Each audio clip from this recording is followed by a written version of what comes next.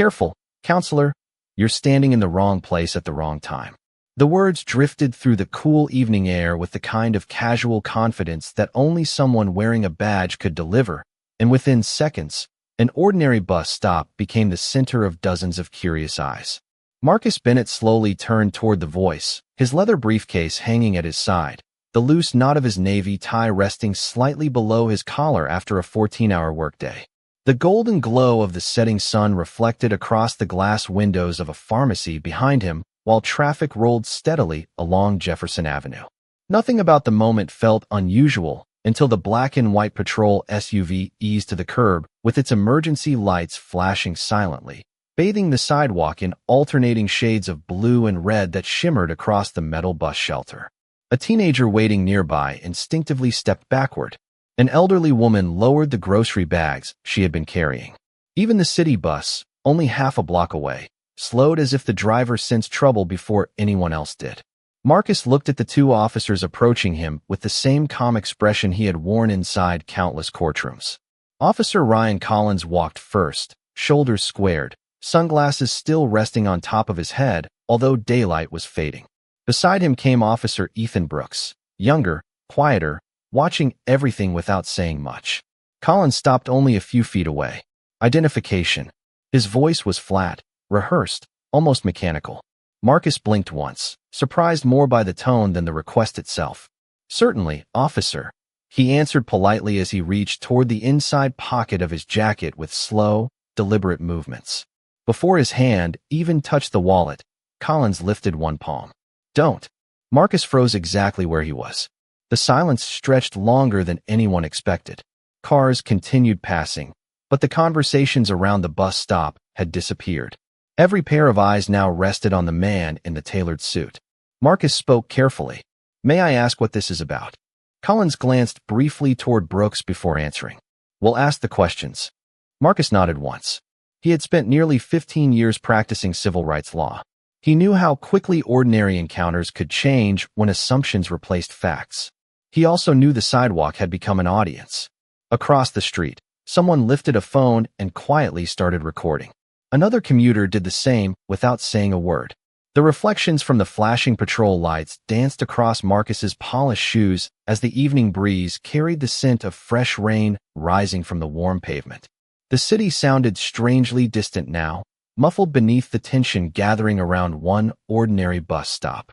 Collins studied Marcus from head to toe, lingering on the expensive briefcase, the tailored suit, and the silver watch resting beneath his sleeve. His expression never softened. Where are you coming from? Marcus answered honestly. The federal courthouse. Collins raised one eyebrow. Doing what? Working. The response earned only a faint smirk. Working is what? Marcus held the officer's gaze without raising his voice. I'm an attorney. A few people exchanged quiet looks behind them. Collins gave a short laugh that carried no warmth. Really? Marcus simply nodded. Yes, sir. Brooks shifted his weight slightly, almost as though he wanted to speak, but remained silent.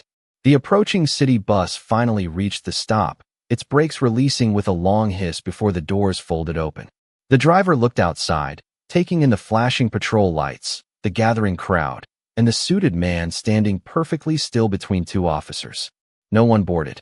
No one stepped off. After several awkward seconds, the doors closed again, and the bus slowly pulled away, leaving Marcus exactly where he stood. He watched it disappear down the avenue before quietly returning his attention to Collins. Officer, am I being detained? Collins answered immediately. You are now. The words landed heavier than the siren lights reflecting across the sidewalk. Brooks removed a pair of handcuffs from his duty belt but hesitated for the briefest moment, glancing once more at Marcus's calm face. Marcus never moved. His breathing remained steady. His shoulders never tensed. His briefcase rested quietly against his leg while the first cool breeze of evening rustled the leaves overhead. Somewhere behind the growing crowd, a child whispered to his mother, asking what the man had done wrong. She didn't answer because she didn't know. Neither did anyone else. Marcus did not lower his eyes. Years of standing before judges, juries, and crowded courtrooms had taught him that composure was not something you performed for other people. It was something you carried for yourself. His fingers remained relaxed around the handle of his worn leather briefcase, while the flashing patrol lights painted shifting colors across the sidewalk. Officer Brooks stepped closer with the handcuffs still resting in his hands, but uncertainty lingered in his expression. Marcus noticed it without acknowledging it. He had learned long ago that people often revealed far more through silence than through words. The crowd continued to grow as office workers leaving nearby buildings slowed their pace. A delivery driver paused beside his truck. Someone whispered that the man in the suit must have done something serious. Someone else quietly answered that he did not look like a criminal. Marcus heard every word, yet his face remained calm. He understood how quickly strangers built stories from appearances alone because he had spent most of his professional life dismantling those stories inside courtrooms across the state. Only a few hours earlier, he had stood beneath the polished oak ceiling of the federal courthouse arguing for a father who had been denied housing because of discrimination. The jury had listened carefully. The judge had thanked both attorneys for their professionalism. Marcus had packed his files, shaken hands with opposing counsel, declined an offer for dinner, and walked the 6 blocks toward the bus stop exactly as he did several evenings each week. His colleagues often teased him about refusing to buy a luxury car, even though his practice had become successful years ago. Marcus always smiled before giving the same answer. Public transportation reminded him who he represented. It reminded him where he came from. He had grown up on the east side of the city in a neighborhood where every dollar mattered and every opportunity had to be earned twice. His mother worked overnight shifts as a registered nurse. His father repaired city buses for nearly 3 decades until arthritis finally forced him into retirement. Neither of them ever believed success should separate a person from ordinary people. Marcus still carried that lesson every day. Even after becoming one of the most respected civil rights attorneys in the state, he continued riding buses, eating lunch at neighborhood diners, and volunteering at the legal clinic where he had once been a student intern. He believed dignity was measured by character rather than income, and he never forgot the families who walked through his office doors carrying fear instead of confidence. Collins interrupted the silence. Set the briefcase on the ground. Marcus complied without hesitation. The leather case landed gently beside his polished shoes.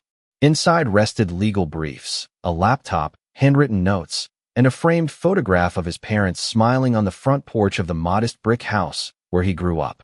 Nothing inside suggested danger. Everything inside reflected years of discipline. Collins looked toward Brooks. Search it. Brooks hesitated for only a heartbeat before kneeling beside the case. He carefully opened the brass clasps. The first thing he saw was a stack of neatly organized court filings bearing Marcus Bennett's full name beside the words attorney at law. Brooks quietly turned another page. Every document carried the official federal court heading. He looked back toward Collins, almost expecting the situation to end there. Instead, Collins folded his arms and remained focused on Marcus rather than the evidence sitting open on the sidewalk. Anybody can print business cards, Collins said. Marcus answered with the same measured voice he had used since the encounter began. You are welcome to verify my bar registration. It is public record. Collins ignored the suggestion. Around them, several phones continued recording from different angles. Reflections from storefront windows captured the flashing lights while evening shadows stretched.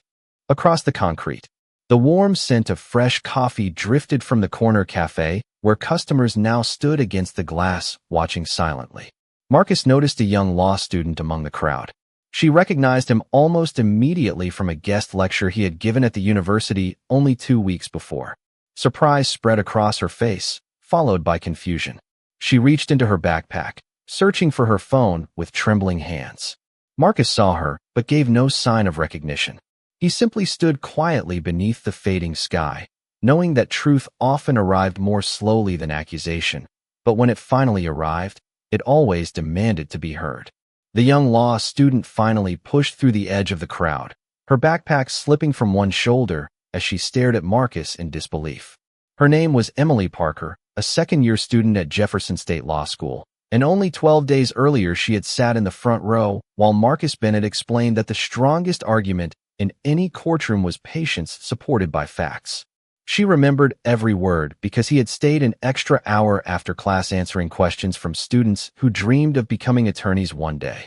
Now she found herself watching the same man standing quietly beside a patrol vehicle while strangers whispered theories they could not possibly know were true. Emily raised her voice just enough to be heard. "Officer, that is Marcus Bennett. He teaches at the university sometimes. He is a civil rights attorney." Collins barely glanced toward her. "Ma'am, step back." Emily did not move immediately. "I know him." Collins answered with the same cold certainty that had shaped the entire encounter. "Then you can leave with everyone else." Brooks looked from Emily to Marcus and then back toward the open briefcase. Every piece of information in front of him pointed in one direction, yet the situation continued moving in another. Marcus spoke before Emily could argue again. "Miss Parker." She looked at him immediately. "Please remain calm." Even now his voice carried the same steady confidence she remembered from the lecture hall. "Let them do their jobs." Emily swallowed hard. "But they are not listening." Marcus offered only a faint, reassuring smile. "That does not mean we should stop acting with dignity." His words settled over the crowd like a quiet reminder that character often revealed itself most clearly during uncomfortable moments. Brooks slowly removed Marcus's wallet from the briefcase and opened it. Inside rested a State Bar Association identification card, a federal courthouse access badge, and a driver's license matching the same name printed across every legal document. Brooks studied each card carefully before walking toward Collins. He lowered his voice, believing the conversation would remain private. "Everything checks out so far." Collins answered without lowering his own voice. "Not yet, it does not." Brooks frowned. "His identification is consistent." Collins folded his arms. "We received a report about a man matching this description near this intersection." Marcus listened without interrupting. After several seconds, he asked one simple question. "May I know the nature of that report?" Collins ignored the request. The evening air had grown cooler now, and the first streetlights flickered to life above the intersection, casting long shadows across the sidewalk. The pharmacy sign buzzed softly overhead, while traffic continued flowing around the unusual scene. Drivers slowed to look before moving on. Some shook their heads. Others simply stared. A local coffee shop employee quietly carried cups of water outside and offered one to the elderly woman who had been standing there since the patrol vehicle arrived. Nobody seemed eager to leave anymore because everyone sensed they were witnessing something larger than a routine police stop. Emily discreetly began recording with her phone, making sure not to interfere.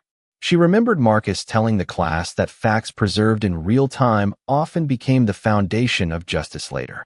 Those words echoed through her mind as she watched the reflection of the flashing lights ripple across the screen.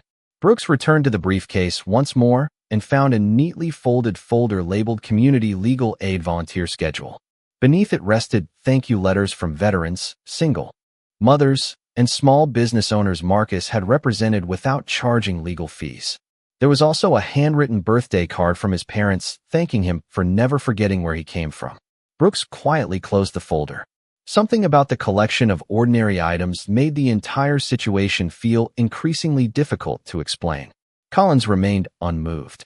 He reached toward the radio attached to his shoulder and requested additional information from dispatch, his voice firm and confident. The reply crackled through the speaker, partially drowned out by passing traffic. Dispatch confirmed only that officers had been advised to investigate a report involving a man wearing a dark suit in the area. No name. No physical details beyond clothing. No indication that any crime had actually occurred. Brooks slowly looked toward Marcus again. Marcus met his eyes without anger, without accusation, and without fear. There was only quiet patience, the kind built over decades of believing that truth eventually reached every room, even if it sometimes arrived later than it should. Collins lowered the radio from his shoulder with an expression that suggested the brief message from dispatch had changed nothing in his mind. The uncertainty that had begun to settle over Brooks seemed to have no effect on him at all. He looked directly at Marcus and spoke with the same unwavering confidence. "Turn around." Marcus did not argue. He did not ask another question. He simply nodded once, placed both hands where they could be clearly seen, and slowly turned as instructed. The evening breeze lifted the edge of his suit jacket while the flashing lights reflected across the polished windows of the pharmacy behind him. Every movement remained deliberate, calm, and respectful. Emily felt her stomach tighten. She wanted to step forward again, but Marcus's earlier words echoed in her mind. Dignity first. Facts second. Justice would follow. She stayed where she was, continuing to record every second. Brooks glanced toward Collins one last time. We still do not have confirmation that he is connected to any crime. Collins answered without hesitation. We have enough to continue. Marcus spoke quietly, his voice steady enough that everyone nearby could hear him. Officer, I will comply with every lawful instruction you give me. I only ask that you remember every decision made today carries consequences beyond this sidewalk. Collins dismissed the statement with a faint smile. Sounds like a lawyer talking. Marcus answered softly. That is because I am one. Brooks carefully secured Marcus's hands behind his back using department procedure, making certain not to rush the process. Marcus never resisted. His breathing remained even. He looked neither embarrassed nor angry. Instead, he lifted his eyes toward the fading orange sky where the last rays of sunlight disappeared behind the downtown skyline. Somewhere nearby, a church bell marked the top of the hour. The sound drifted gently across the intersection, strangely peaceful against the tension surrounding the bus stop. Several people in the growing crowd exchanged uneasy glances. One middle-aged man quietly shook his head and muttered, "This does not seem right." An elderly veteran standing beside the bus shelter removed his cap and folded it against his chest. He had watched Marcus help a young mother carry groceries onto the sidewalk only minutes before the patrol vehicle arrived. Nothing about the encounter matched what he had witnessed. Emily noticed the veteran and walked closer. "Sir, did you see everything from the beginning?" The man nodded slowly. "Every minute. Would you be willing to speak later if someone asks?" He looked toward Marcus before answering. "If telling the truth helps, then yes." Emily thanked him and continued recording. Across the street, another witness zoomed in with a newer phone capable of capturing every expression with remarkable clarity. A city transit security camera mounted above the intersection quietly continued its own recording, unnoticed by nearly everyone present. Inside a nearby convenience store, another camera pointed directly toward the bus stop through the front windows. None of the officers seemed to consider how many silent observers were preserving the moment from different angles. Collins opened the rear passenger door of the patrol vehicle. "Watch your step." Marcus entered without complaint. Before sitting down, he turned slightly toward Emily. Their eyes met for only a brief second. He did not smile. He did not signal. He simply gave the smallest nod, the same reassuring gesture he often offered anxious clients before walking into difficult hearings. Emily understood immediately. Stay calm. Stay patient. Let the facts speak. The door closed with a firm click that echoed louder than anyone expected. The crowd slowly began to disperse, but many faces remained troubled. Brooks gathered the briefcase, closing the brass clasps carefully before placing it inside the patrol vehicle. He handled it with more respect than Collins had shown the man who owned it. As Brooks climbed into the driver's seat, he quietly asked, "Should we notify the station that his credentials appear legitimate?" Collins fastened his seat belt and stared through the windshield. "We will sort that out downtown." Brooks looked once into the rearview mirror. Marcus sat upright in complete silence, his posture composed despite the uncertainty surrounding him. There was no resentment in his expression, only quiet resolve. As the patrol vehicle pulled away from the curb, the empty bus stop faded behind them, but the phones, cameras, and memories left standing on that sidewalk remained exactly where they were, preserving a story that had only just begun. The patrol vehicle rolled through downtown traffic beneath a sky that had faded from gold to deep blue, its windows reflecting rows of office buildings slowly emptying for the evening. Marcus remained seated in the back without speaking. His shoulders rested naturally against the seat, his breathing steady, his thoughts focused not on anger but on observation. Every intersection they crossed, every traffic signal, every dashboard light became another quiet detail stored carefully in his memory. Years of practicing law had taught him that facts often lived inside the smallest moments. Officer Brooks drove in complete silence while Collins reviewed information on the computer mounted beside him. The screen displayed Marcus Bennett's driver's license photograph, professional credentials, and active bar registration exactly as Brooks had expected. There were no warrants, no criminal history, no investigative alerts, and no outstanding citations. Collins stared at the screen for several seconds before closing it without saying a word. Brooks finally broke the silence. Everything came back clean. Collins answered while looking through the windshield. We will finish the process at the station. Brooks nodded reluctantly, though the response clearly failed to satisfy him. 20 minutes later, the patrol vehicle entered the secured parking area behind the precinct.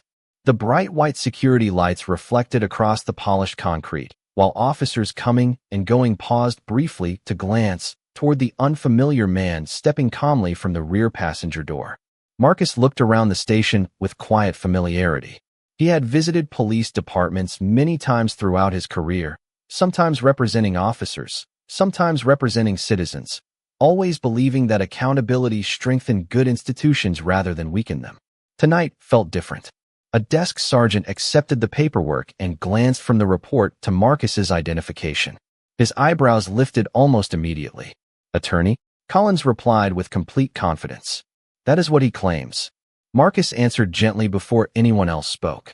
"It is also what the State Bar confirms." The sergeant looked again at the computer terminal beside him. Within seconds, the official registry appeared on the screen. Marcus Bennett. Active license. Federal admission. Civil rights litigation. Good standing. The sergeant looked toward Collins with visible uncertainty. Dispatch already verified this. Collins removed his duty belt equipment one item at a time, as though the conversation carried little importance. "We are still determining whether he is connected to the original report." Marcus stood quietly with his hands folded in front of him after department staff removed the restraints. He did not demand an apology. He did not raise his voice. Instead, he simply asked, "May I contact legal counsel?" The request was entirely professional, delivered with the same measured tone he used before judges every week. The sergeant answered immediately. "Yes, sir." Collins interrupted before the phone could be handed over. "Give us a few more minutes." Marcus looked directly at him. "Officer Collins, every additional minute matters. Not only for me, but for the integrity of this process."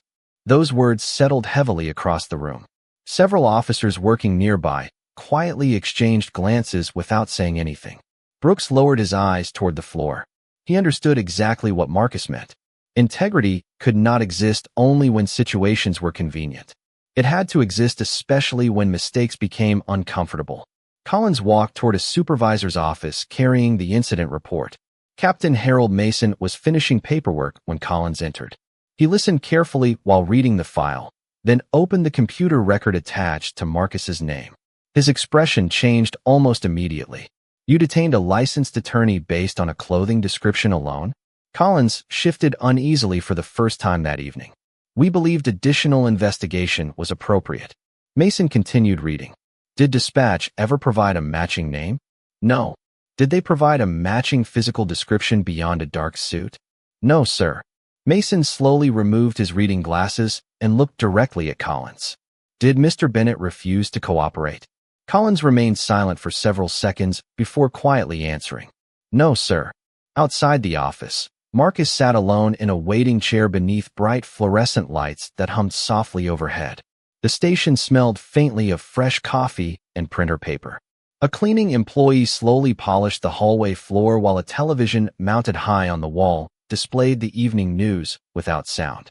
Marcus glanced toward the muted screen for only a moment before returning his attention to the closed supervisor's office door.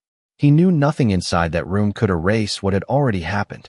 But he also knew every decision made over the next few minutes would determine whether this remained an unfortunate mistake or became something far more serious. Behind the closed office door, Captain Mason placed the report carefully onto his desk, folded his hands, and quietly said the words Officer Collins had never expected to hear. "I think we may have a very significant problem." Captain Harold Mason remained silent for several long seconds after Collins left the office. He picked up the incident report once more, compared it against the dispatch log, then looked through the glass window toward Marcus sitting alone beneath the bright ceiling lights. The attorney had not paced the hallway. He had not complained to anyone.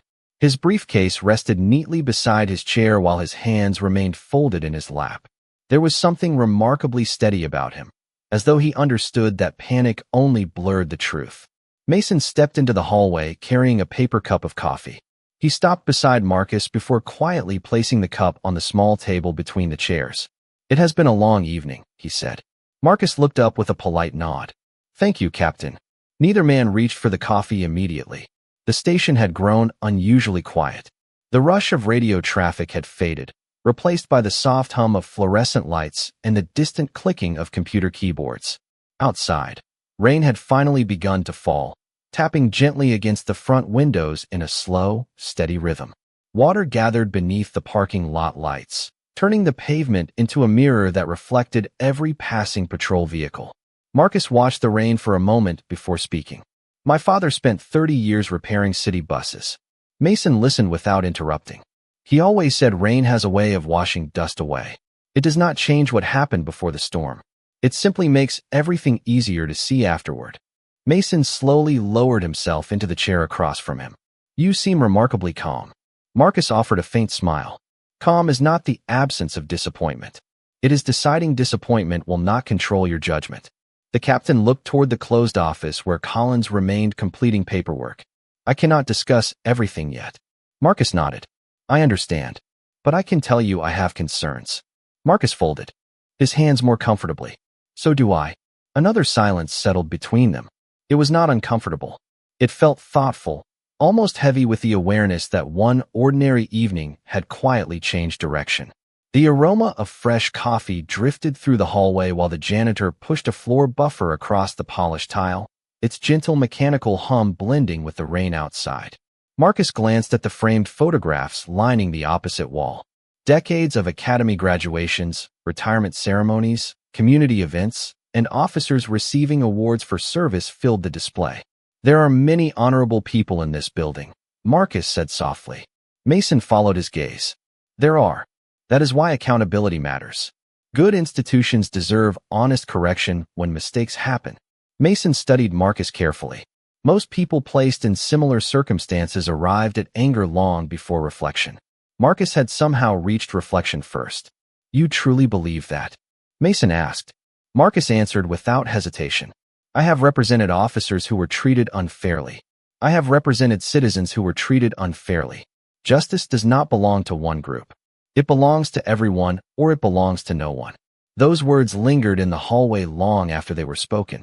Mason quietly looked down at the incident report resting in his hands. Every page now seemed heavier than when he first opened it. He realized this file was no longer simply about one traffic stop or one misunderstanding. It had become a record of choices, each one made despite opportunities to slow down, verify facts, and reconsider assumptions. Across town, Emily Parker sat inside her apartment with her laptop open, organizing every video she had recorded that evening.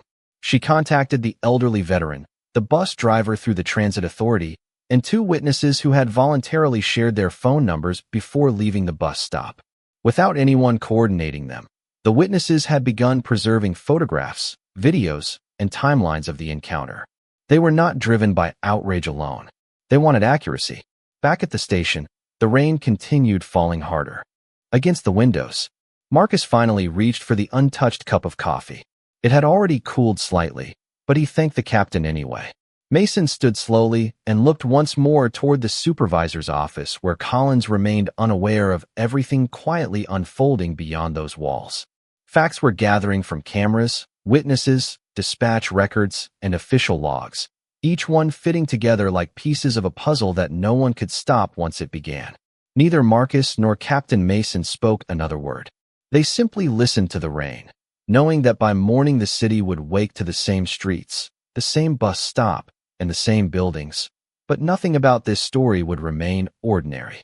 3 days passed, and the quiet patience Marcus had carried through that long evening began to reveal its true strength. He never called a television station. He never posted an emotional statement online. He never tried to win the argument in public.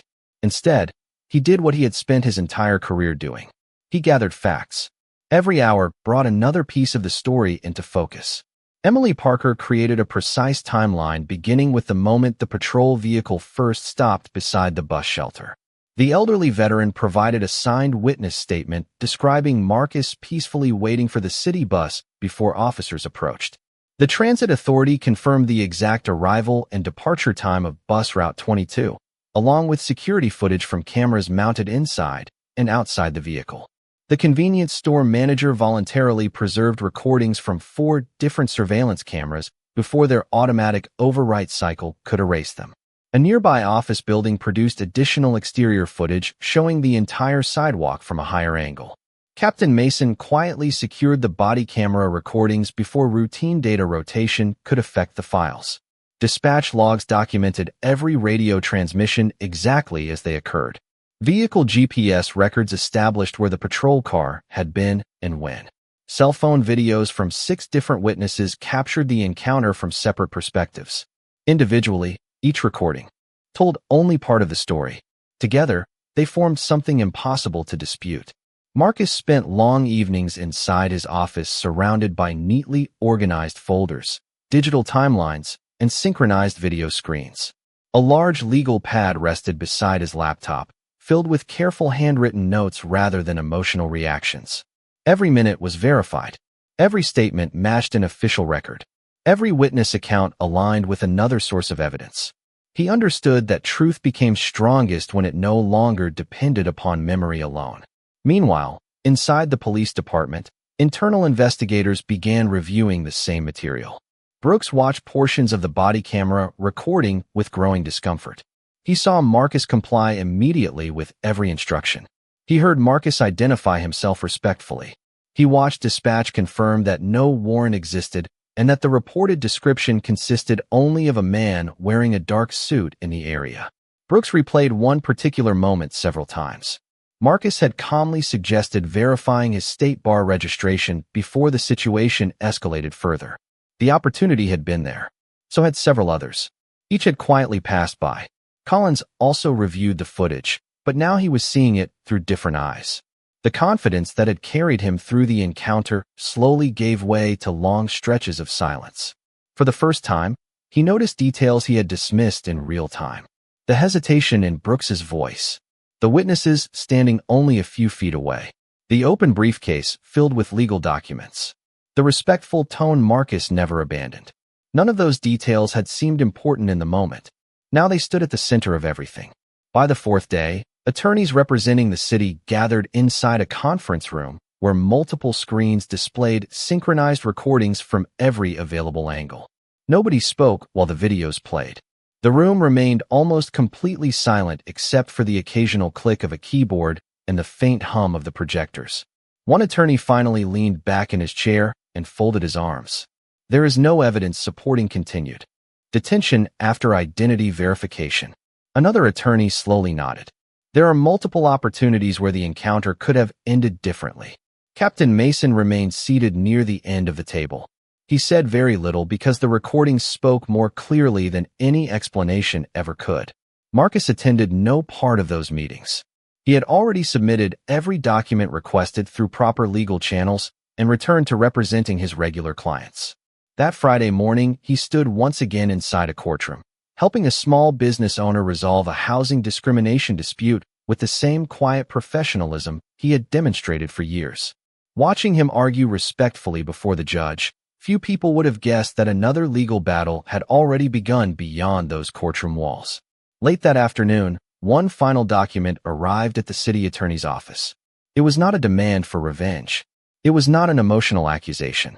It was a carefully prepared civil complaint supported by witness statements, official dispatch records, authenticated video evidence, departmental policies, and constitutional analysis. Every page reflected precision instead of anger. Every exhibit rested upon verified facts rather than assumptions. When the senior city attorney finished reading the final paragraph, she slowly closed the file, looked around the conference room, and quietly said, "If every piece of evidence survives judicial review exactly as presented here, this case will not be decided by emotion. It will be decided by the truth." Nearly 9 months later, the courtroom carried a different kind of silence. It was no longer the uneasy quiet of uncertainty. It was the stillness that settled over a room where every person understood that the evidence had already answered the most important questions. Morning sunlight filtered through the tall windows, stretching across polished wooden benches and reflecting softly against the brass railings. Jurors sat with notebooks closed because there was very little left to write down. Every witness had testified. Every recording had been authenticated. Every dispatch log had been verified. Every timeline matched every camera angle with remarkable precision.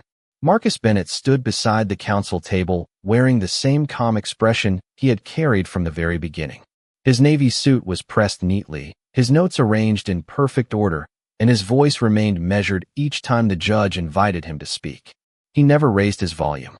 He never attempted to embarrass anyone. He simply walked the court through the facts one careful step at a time. The synchronized video presentation filled the courtroom screens once again.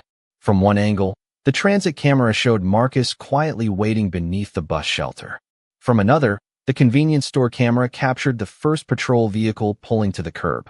The body camera footage confirmed every respectful answer Marcus had given.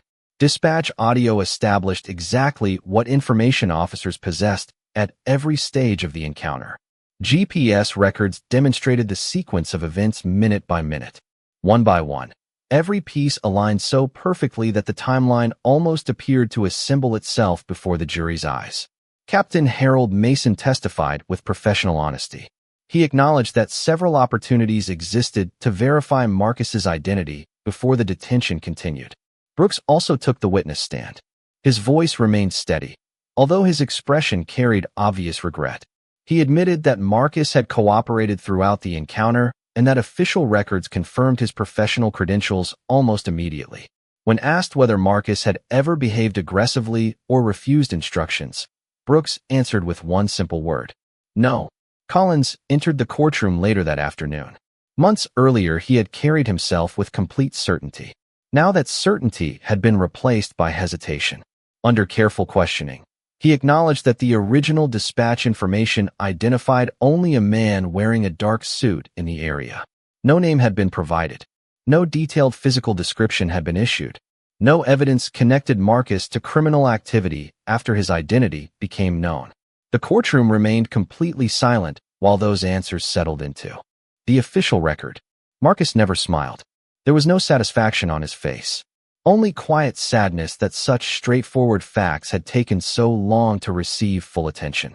During closing arguments, Marcus stood before the jury without dramatic gestures or emotional appeals. He rested both hands lightly upon the podium before speaking. This case has never been about punishment. It has always been about responsibility. Institutions earn public trust when they acknowledge mistakes with honesty instead of defending them through assumption. Every profession carries authority. Every authority carries accountability. The Constitution protects all of us equally, especially during ordinary moments that should remain ordinary. He paused briefly before continuing. I did not lose my dignity that evening because dignity does not disappear when someone misunderstands you. But every unnecessary decision placed public confidence at risk. Justice is not measured by whether mistakes occur. Justice is measured by what we choose to do after we discover them. Those words lingered in the courtroom long after Marcus returned to his seat. Several jurors quietly looked toward the evidence displays once more. There was nothing theatrical about what they had witnessed over the previous weeks. It had been patient, methodical, and grounded entirely in verified facts. Late that afternoon, after careful deliberation, the jury returned. The courtroom clerk accepted the verdict form before handing it to the judge. The room became so quiet that the faint ticking of the courtroom clock seemed unusually loud. The judge reviewed the document carefully, then lifted his eyes toward the courtroom. His voice remained steady as he announced the decision. The jury found in favor of Marcus Bennett. Damages were awarded in the amount of $7,700,000. No one celebrated. No applause followed. Even the reporters lowered their pens for a moment. Captain Mason slowly closed his eyes. Brooks looked quietly toward the floor. Collins remained completely still, staring at the evidence table where the first photograph of an ordinary city bus stop rested beside the original. Incident report. Marcus stood only after the judge concluded the proceedings.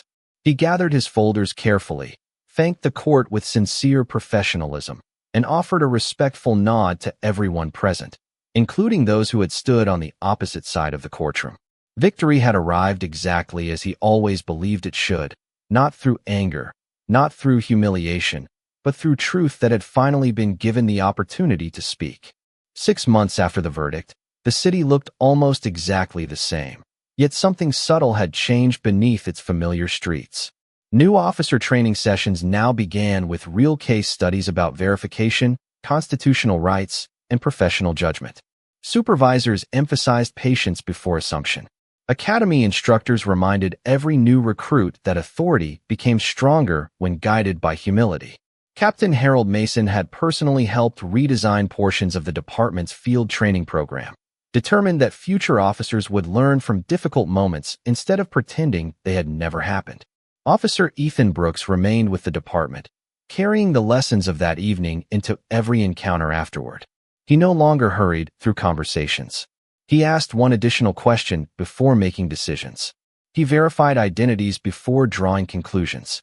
People who worked beside him quietly noticed the difference. Ryan Collins no longer wore the certainty that once seemed permanent. The investigation, the courtroom testimony, and the verdict had reshaped his career and his understanding of responsibility. He had spent many months reflecting on choices that had taken only minutes to make. One crisp autumn afternoon, he requested a private meeting with Marcus Bennett. The meeting took place inside a modest community legal center rather than a courtroom. Sunlight streamed through tall windows, warming rows of wooden bookshelves filled with legal texts that had served generations of attorneys. Collins entered wearing a simple business suit instead of a police uniform. He stood quietly for several seconds before speaking. "I came because I owe you something that should have been said a long time ago." Marcus looked up from the file he had been reviewing and invited him to sit. Collins remained standing. "I judged you before I knew you. I ignored opportunities to correct my mistake. I cannot change what happened." The room became still. Outside, children laughed while walking home from a nearby elementary school, their voices drifting faintly through the open window. Marcus slowly closed the folder in front of him. "No," he answered gently. "You cannot change what happened." Collins lowered his eyes. "I am sorry." Marcus studied him for a quiet moment before responding. "An apology matters when it leads to better decisions. Not because it erases yesterday, but because it changes tomorrow." Collins nodded slowly. There was nothing more to defend and nothing left to argue. He thanked Marcus for meeting with him and quietly walked toward the door. Before leaving, he turned once more. "You could have spent those months trying to destroy people." Marcus smiled softly. "That was never my goal." After Collins left, Marcus returned to his work exactly as he always had. The settlement funds had never changed the way he lived. A significant portion supported scholarships for law students from underserved communities. Another portion established a legal assistance program for families unable to afford representation. Emily Parker became the first recipient of the scholarship.